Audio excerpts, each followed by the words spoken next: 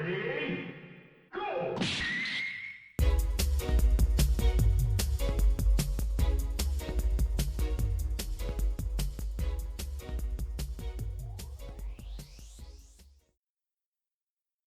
Welcome, Outlaws. It is yet another review. Um, yeah, I've been pumping out a lot of these things, I gotta say. This is the most recent one. Um, it's one of the longer games I've played recently, besides the newest one I finished, Clair Obscure, which I'll get into once I write a review about it. But yeah, I'm gonna be cribbing a little bit from my review. I liked Star Wars Outlaws a good deal. It's not an amazing game. It's not a great game. It's a good game. It's a very good game, and I think it's underrated. I think it's underrated. Some people think this game is bad or just not very good. I think it's a very good, very serviceable game, and I think it's a good Star Wars game. Ultimately, it has some stuff that misses the mark, specifically with the mechanics. Um, but I think most of what it sets out to do it does well. It's kind of my issue with Blueprints too, where I talked about kind of like the one thing that really, really hampers my enjoyment of this game. But I digress. Yeah, I just think more people should play the game. I really do. I thoroughly enjoyed it. It's not the most mind blowing game of all time or anything, but it's very good. It's very good. I think a lot of people just missed it last year when the late fall release calendar hit of video games. It kind of got lost in the shuffle. I think it came out like in October, maybe. Um, but yeah, it's a lot of people. I think it's the Ubisoft tax. People are paying for this thing. Like there's like a growing distaste for their games in that company. I think Assassin's Creed Shadows escaped this a little bit. So that game's pretty popular. Maybe it's been because it's been a little bit longer for an Assassin's Creed game. People are more open to it rather than like a first attempt at a Star Wars game that's not like the most perfect thing in the world. Um, I feel like this game was at a disadvantage a little bit, even with the IP. People were just not wanting to play this thing. Everyone was being pretty cynical about it when it was released. They're like, "Oh God, another one of these things." They're like, "Oh, Star Wars is kind of in a lull or whatever people think." And then we have Ubisoft on top making this stuff. Ugh, maybe that's what it is. I don't know. I don't think that way. It's purely conjecture because I think that's what people do. Who knows? Who knows? Maybe that's not the case. Um, yeah, I just think a lot of people missed it. It's not revolutionary at all. It's not even trailblazing, but I think it's very good and it's very well put together. Ultimately, I think the mark of a good game is this: like, are the parts of the game good by themselves, regardless of the whole, and how are those parts when they are put together? How are they, as a complete game? Are they congruous with the experience? Is it a good game start to finish? With all these disparate parts. In this case, I think most of the segments of this game are well made, and I think the stitching together of said parts is more seamless here than in other Ubisoft games I've played recently.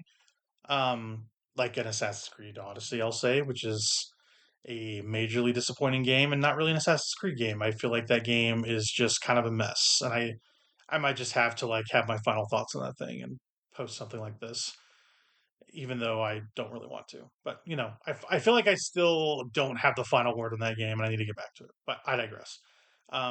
Something I noticed with like Ubisoft games, right?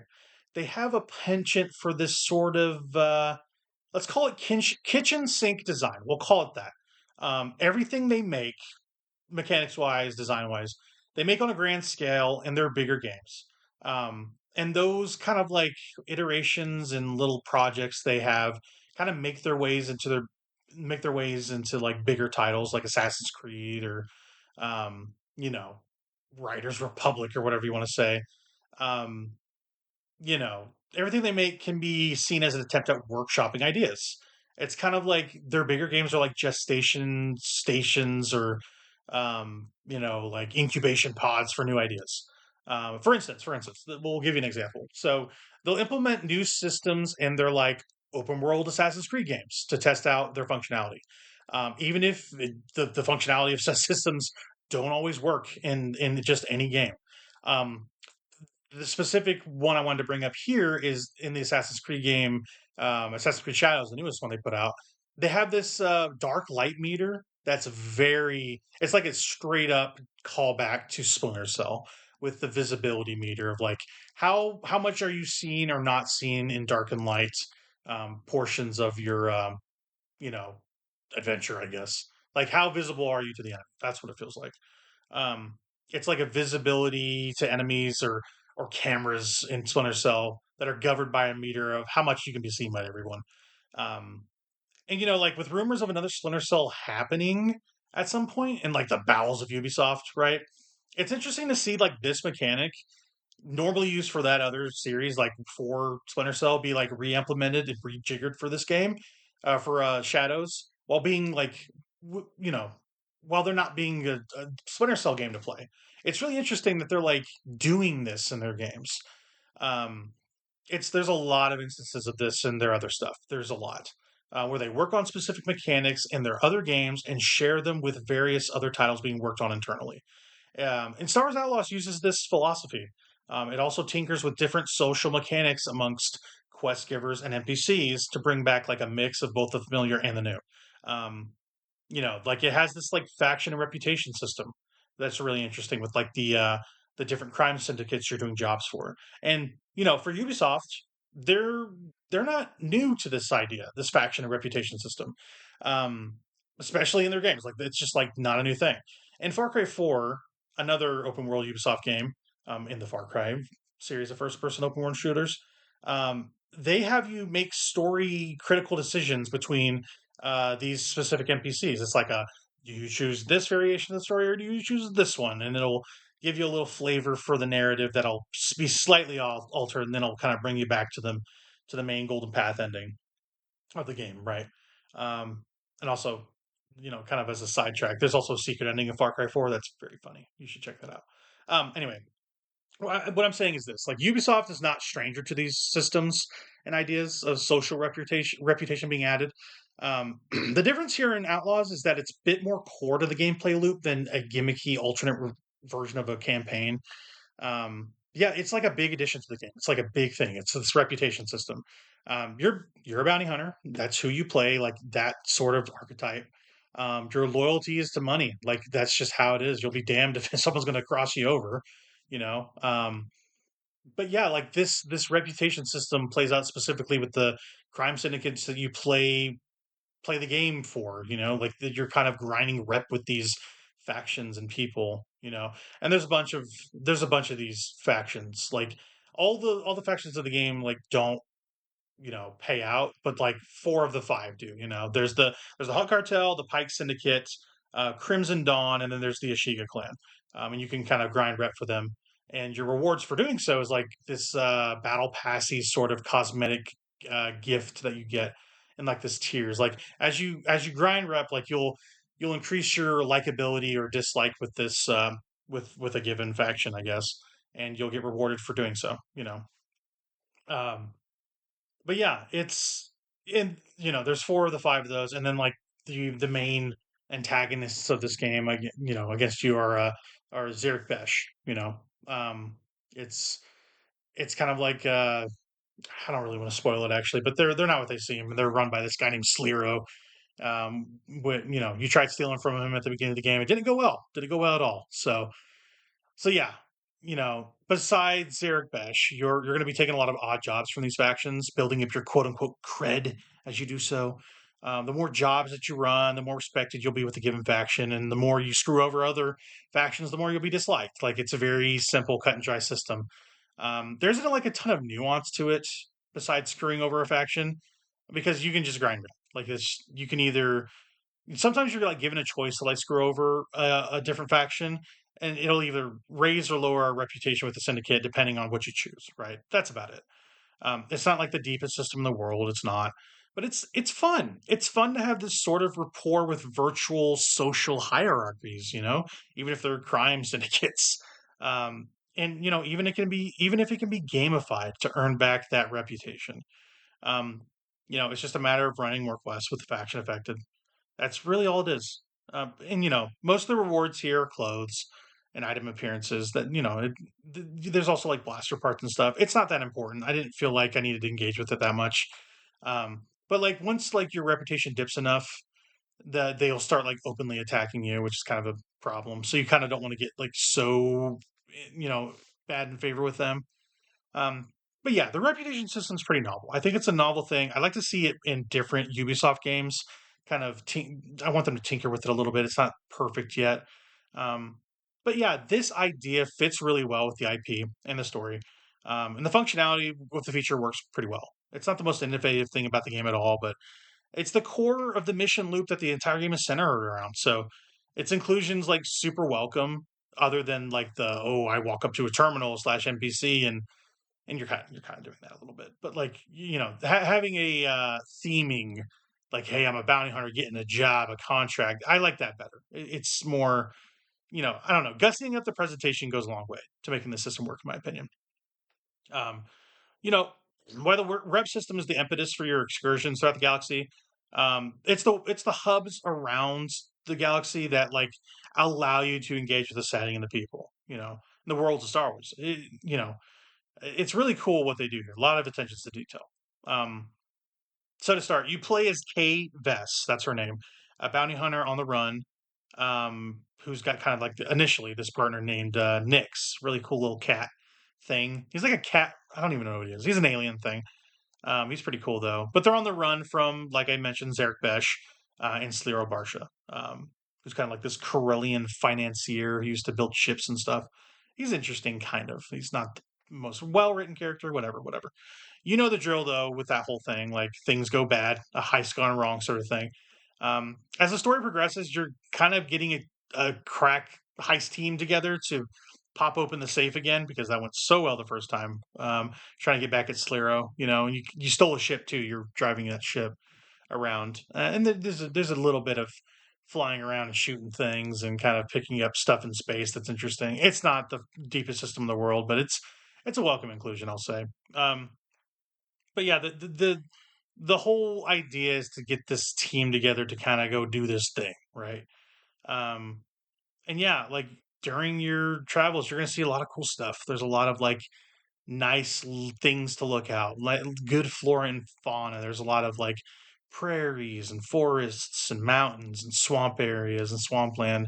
It's really well made, really well designed. I think Ubisoft does that the best when it comes to like their games. They always do setting and design of environments really well. And sometimes it's not the most accurate thing in the world sometimes, but I think they do a good job with like putting you in a place. They have always done well with that. Yeah, the art design, the attention to detail of all the worlds and the towns it's just fantastic. And even like the map functionality, like the hollow map looks really good in this game. Yeah, that's like the one constant for all of Ubisoft's open world stuff. The attention to detail is immaculate. They really do a good job. Um, I think Outlaws might be like as expertly crafted a game on the visual front as I've seen from them. You can tell it's a labor of love to just get all the small details perfect. Um, there's like a lot of like interesting guys you can see around. They populate a bunch of small towns, different markets, cantinas especially. And they just like the crowds and the people have a lot of attention paid to them, and it feels like alive. It feels like a Star Wars film. And if like when they make a Star Wars movie, chances are they have a cantina scene in it. If it's, at least one of the main 9 movies, they're going to have pretty much cantina scene all the time. Um, it's that idea. It's an iconic piece of Star Wars filmmaking, and it carries on to like the game making portion of it, which is really cool. You get that feeling of walking into a bar while an alien band is playing jizz. You heard me. Um, on like weird instruments, and it's captured perfectly. That whole idea is captured perfectly. There's always a cantina to go into on every planet. Walking into one is just really cool because you're just seeing a bunch of like, you're walking to a strange place filled with odd people doing normal things. That idea is like one of my favorite parts of the game. It's a perfect tone piece. It's like the social hub of the game. They're the social centers. They really are. They're the places you visit in Star Wars Outlaws for sure. In these cantinas, like quest givers, rumor mills, you can even bet on racing in these places. Even play sabacc. It all adds to like this impeccable flavor. It just makes this game feel so Star Wars. Like they really nailed the locales and the people there. and it's the best encapsulation of what it looks like to be a normal person with a life in Star Wars, besides like Andor or something, which I'll get into later. But I just love the little touches that Ubisoft included in these cantinas, especially, if you love the series or you don't, you're going to get a lot out of it, I think. Um, they just knocked it out of the park in this department. Like the attention to detail and the visual fidelity is really high. One aspect I will say that the game does not knock out of the park, though, has to be the stealth portion of the combat. Oh my gosh. The issues I have with Outlaws primarily stem from this thing, and you have to partake in it at some parts of the story. In the open world bits of the game, you can either attack a situation however you want. You can go loud or be quiet. Like that's really all it cuts down to. Um, but like as a rule, you shouldn't be gunning your way through. Like it's just K Vest does not have the physical fortitude to do so. She's like kind of a glass cannon sort of thing. If she's put under too much duress, like you're kind of in trouble and you're going to go down pretty easily. Like 1 to 3 hits on a normal difficulty will kill you. Um, and no matter how many back to tanks you have, if you don't have max back to tanks, you might as well just die. Like that's how it feels. Or else you're wasting precious health. And there's not like a ton of that stuff around. There's a fair amount of back to tanks that drop from enemies and stuff, but you can go down really quick. But yeah, it's you because that's the case, but because that she goes down so quick, you're relying more on the stealth to kind of make your way across the level if you're surrounded by guards, or whatever. Since you engage in stealth a lot more often, I think the mechanics should be just serviceable to get the job done. I really do, but it's just not good. Like the stealth is just not good. It's not well implemented. It's straight up annoying to just like sneak around when there's just like a lot of factors against you doing so effectively. It just feels broken. It feels like really broken sometimes. Um, and it's never ever a matter of whether you get seen. It's when. It is always when. Um, and it happens all the time. Like you're literally behind cover, and like these guys will just see you. And you're like, you shouldn't be able to see me. Like I'm behind cover, and then sometimes you're like dead ass walking in front of him or a stormtrooper, and they'll be like, "Didn't see a thing." Like it's insane. It's insane. It feels broken. Like and it happens constantly. Like sometimes they're sharp, sometimes they're not, and it's just like the whole exercise just feels inconsistent. Like at the very best, and painfully, skin peelingly bad at the worst. And there's like mission critical junctures of the story where you have to be stealthy. So it's you don't want to get caught, because if you do, which you will get caught, you'll have to fail the mission and go back to a checkpoint. The stealth is just it's tedious, it's underdeveloped, it's just shoddy. I just don't like it at all. It's ironic because given how I feel about the game as a whole, like the game is detail oriented and this game is not. Um, kind of going back to that, I think the attention to detail in this game is what gives it its charm.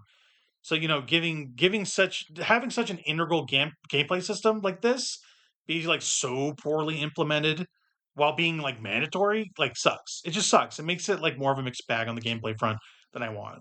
Um, and when stealth breaks down, you're shooting your way out. That's how it is. As I said before, she's not the strongest thing in the world, but it's pretty fun when you got to do that. Like when you're shooting around, like they really nailed how it feels. You got your Star Wars blaster at your side, and you're blasting fools left and right. Crooks, stormtroopers alike, doesn't matter.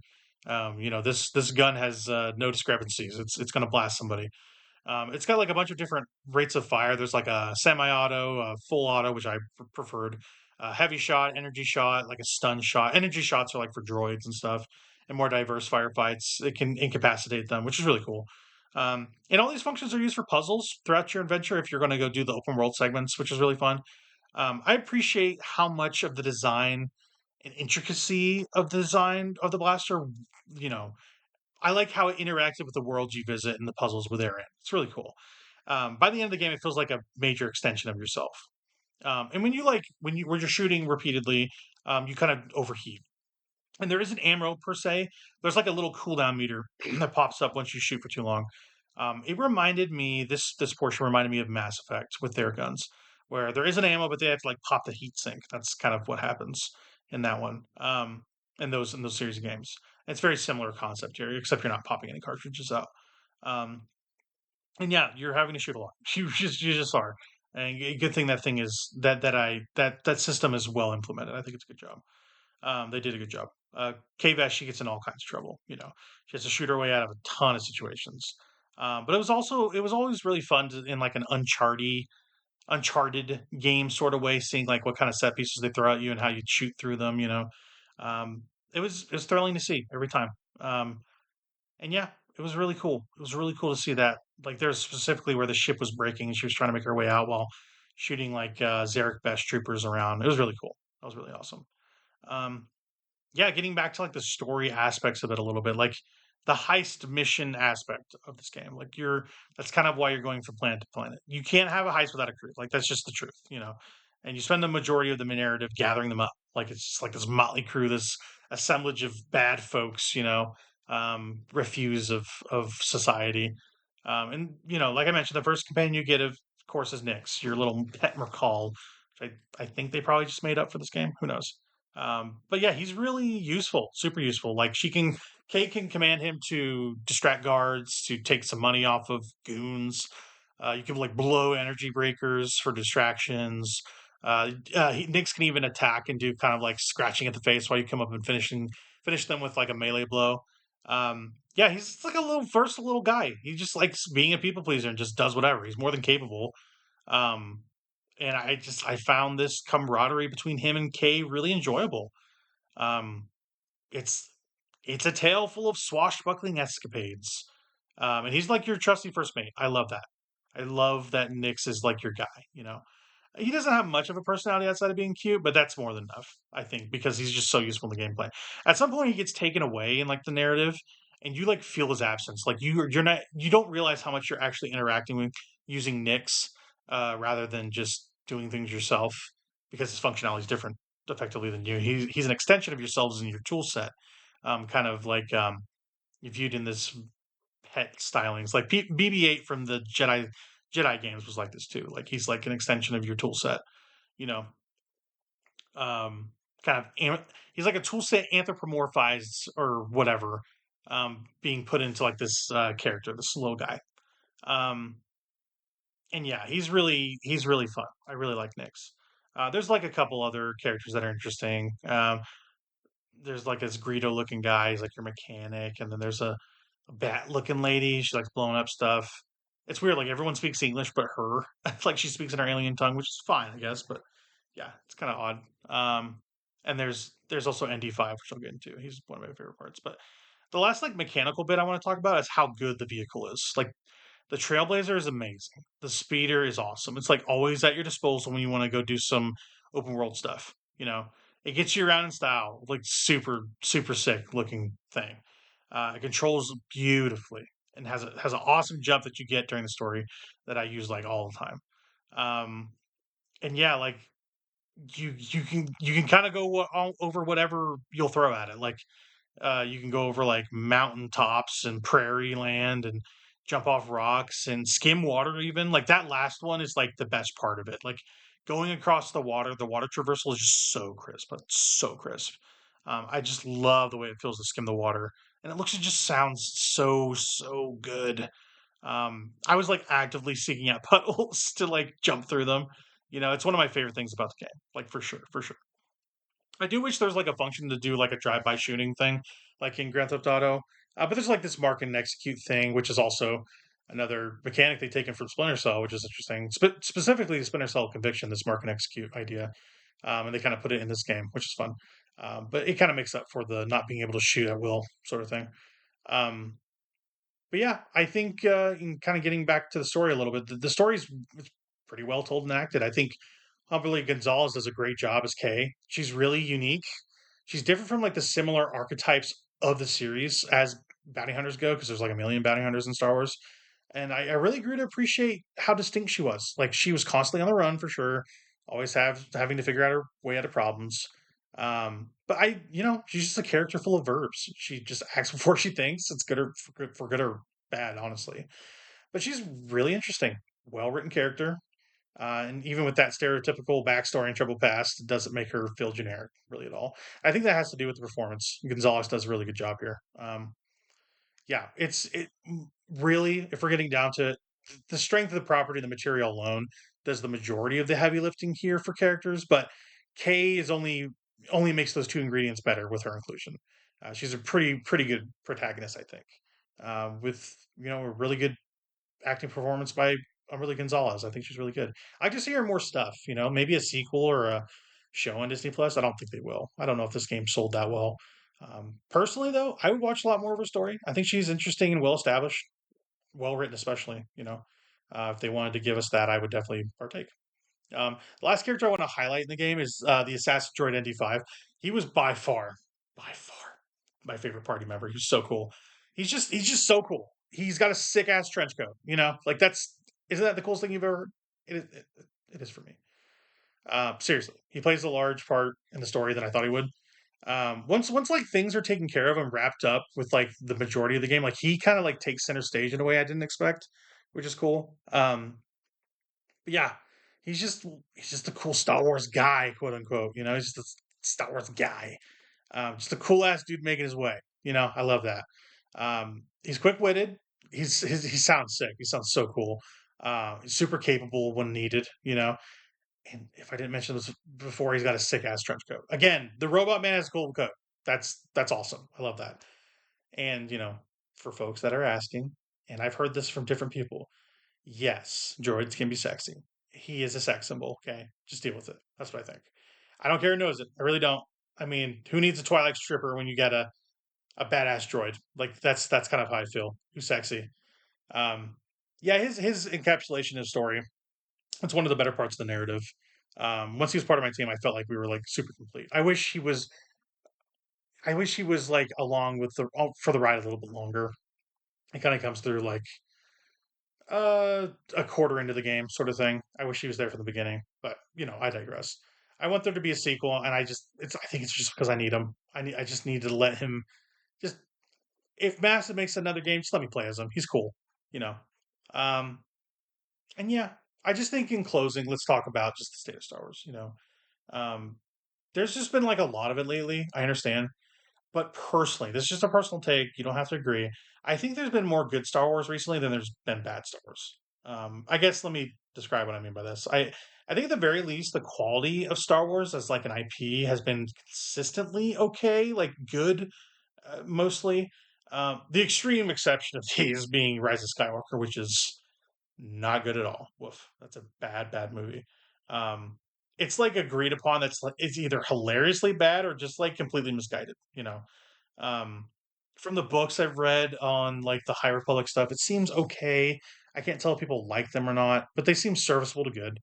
And the shows on Disney Plus, they've also varied in quality too. The Mandalorian show specifically started off really well. Like the first two seasons are great. The third season like kind of peters out, I think.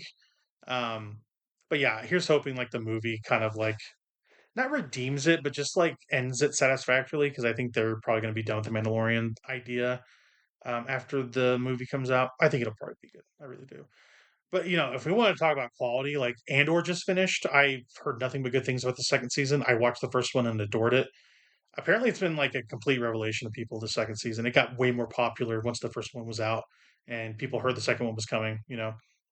And it was written and directed mostly by Tony Gilroy, who did Michael Clayton, like an awesome legal thriller. And I think like if you're, I mean, I like Dave Filoni. Okay, he's kind of like a chud sometimes, and people think he's kind of a goofball when it comes to Star Wars. He's okay. He's like the head of all creative Star Wars stuff right now. I think you should have Tony Gilroy in an advisory role, if not like a head writer role for a lot of their projects. I think he should be like the James Gunn scribe of it all. I think he would be a good fit. He just understands. He understands how to make a show slash movie. He can do it. It's just a masterful show, Andor so far, and it segues right into Rogue One. It's like a perfect look at what it looks like to be the galaxy while it's like under the thumb of the Empire. When the Empire's at it's like its peak powers and potential. It's insane how good that show is. It's so good. Um, but yeah, like the Star Wars video games in recent years, also they've been pretty good, like stellar even in some ways. After license exclusivity wasn't renewed, primarily with Electronic Arts after both of the Battlefront games and then Star Squadrons. The rights to the property they were divvied up more generously with different developers, with this game being the culmination of that. Um, the first big thing was Respawn getting a hold of the Star Wars IP and making Respawn. They also made Titanfall and Apex Legends. They took the property and they made a couple of 3D action games in the vein of Dark Souls and Uncharted, which I mentioned earlier, called Star Wars Jedi, both Fallen Order and Survivor, and those have been really good. I think the first one in particular is excellent. The second one's pretty good too, but I really have a soft spot towards the first one. Um, and then like I said, Ubisoft also struck a deal to have their team Massive make this one. They also made the Division, I think 1 and 2. Um, and yeah, I think Massive does a really good job with this game. Like they knocked out about 80% of this game out of the park, in my opinion. I really liked it. I guess my point with this whole thing, I'm saying like Star Wars been good for a long time if you know where to look. Is my point. Most of the stuff we're getting now has been better than ever, with the exception of like I don't know, Book of Boba Fett, maybe Obi Wan, which I find perfunctory at least. They're not amazing movies, but I guess this is how I feel. I think Star Wars is like pizza. Okay, what do I mean by this? Like for me, it's just hard to fuck up. I just think if pizza's bad, then oh well. Like pizza's pizza. I like pizza. What's wrong with pizza? I'm never gonna say no to pizza. It might be an unpopular take for a Star Wars fan. I just like seeing different stories take place in my favorite universe. That's just what I love. And Star Wars Outlaws is just another one of those, even though it's not like the most amazing thing in the world. Again, it's like a shame it got missed last year because if I'd finished it last year, I think it would have cracked my top 10, if not been an honorable mention. It's solid in its mechanics. It's competent in its design mostly, and it's really enthralling in its details. I think it's awesome. The setting of the game is beautifully rendered and pretty well assembled, and the music is Star Wars sounds that you like and you love. And also, the shout out to the menus and the logos. It looks really tight and you know it's just a very good looking game with a lot of disparate parts put together to be presented well.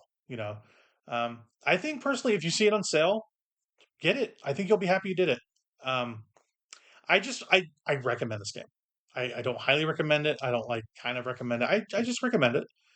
If you can get past the really bad stealth segments, and there's some technical hiccups I had with like progression bugs that have been since fixed. It looks like they'll just crop up from time to time. I'm sure, like frame rate. I think if you can get past that stuff, it's a good time. You'll have more than a good time with it. So, um, yeah, it's a lot of Star Wars. Write what you know. Like, I know a lot about Star Wars, and I feel like I kind of went off the deep end with that. But whatever. That's my Star Wars Outlaws review. I think that game is good, not great. It's definitely worth playing. Don't go out and run and get it. It's not like worth buying at full price, I don't think. Um, I'm glad I finished it. It took me a while to do so, but I knocked it out in a couple weeks and really enjoyed pretty much most of it. So I think with Ubisoft games, I like going back and kind of cleaning them up, especially with Assassin's Creed. I'm like the Assassin's Creed guy, So we'll see. We'll see if I go back to this thing at some point. It won't be anytime soon because I'm playing new games. Yeah, I just beat Clair Obscura Expedition 33, so there'll be a review for that going up. I just reviewed a couple other games, Blueprints and Warhammer 40K Space Marine 2. Both those games are great in different ways. Not perfect, but both great games. And I'm reviewing this year, so look out for a review of Clair Obscura probably next. I have a lot of things to say about that game. A lot of things. That game is pretty amazing. And we'll get into the details of that at a later date, probably when I write the review on my Substack. So, and yeah, if you're listening to this, subscribe to my Substack. I don't pimp it out enough. It's called The Drifter. You can find that on my bio, in my bio on Blue Sky, Nukatronic at bluesky.social. And yeah, please check it out. Check my words. Subscribe to my stuff, and yeah, keep gaming. I really enjoyed this game. Check it out.